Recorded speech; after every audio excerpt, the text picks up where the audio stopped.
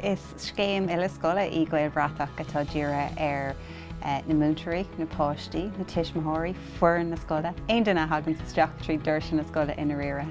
agus chuireann muid an chloige chun cinn mar chuiste sa scoil agus an sin scapan an deascéil agus an dearfachas amach trí dúirt na scoile. Is scéim scoile é seo dírithe ar na daltaí héananig idir óg agus éis ar fud fad na tíre.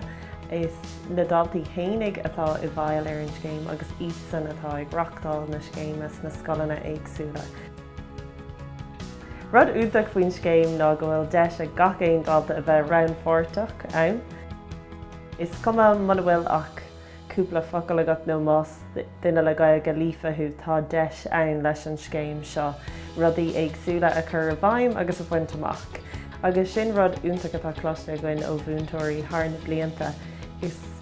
deis atá anseo do ghaltaí beidir nach bhfuil comhlárnach sa saol scoile roimhe seo nó deis atá ann donna cineirí láidre teach le chéile agus cuiste nua chuir le chéile ar waithe tuile dhéanamh ar scoil ar waithe leis an bhaige a normalú sa phobal scoile go ginearálta. Ar náid tá sé déirithe ar na múntairí agus na daltaí atá ar na scoilna atá páirteach an sin scéim ach ar náid tá cidhúir daine eile tá buinte leis an phráiseas fálamtha cumáid. So b'im de lé agus ag tuairt takeíochta cumáid do na tiismóirí mar de cidhúir acu ní bheith siad inné Gaelbhratach an Gaelbhratach roimhe agus is dothan nach mé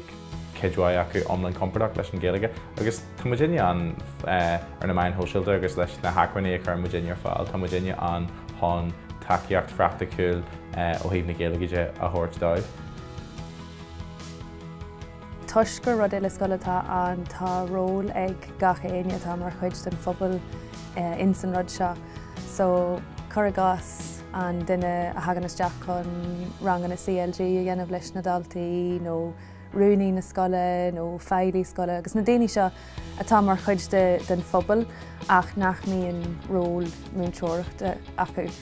Ach an amman a bíon tunnach ar olmhór ag na daoine seo ar na páistí tá ról gníomhach acu in saol na páistí bulann siad ó go réalta agus gentar dearmad go minic ar an tunnachar a bhíon ag na daoine seo ar na daltaí. Nuair ag na daltaí go bhfuil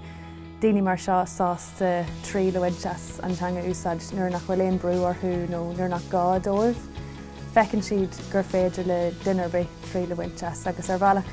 buineann sé chuid den stros nó chuid den brú a bhíon orthú, tuigeann siad nach gá dóibh a bheith forfa chun trí le bhainteas agus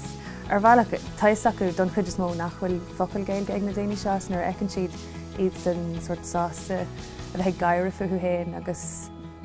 tuairt faoi is cum a céin leibhéal atá ag gceist. In ammantí bíonn siad fan sásta an rud céine a dhéanamh. So tá sé táhairteach an ról atá ag na daoine sin a thuiscint agus iad a bhealach le bheith páirteach an cumáid mar ní beag an difer a dhéanann siad in saol na báistí a dtíobh rud mar seo a thriail don chéadú.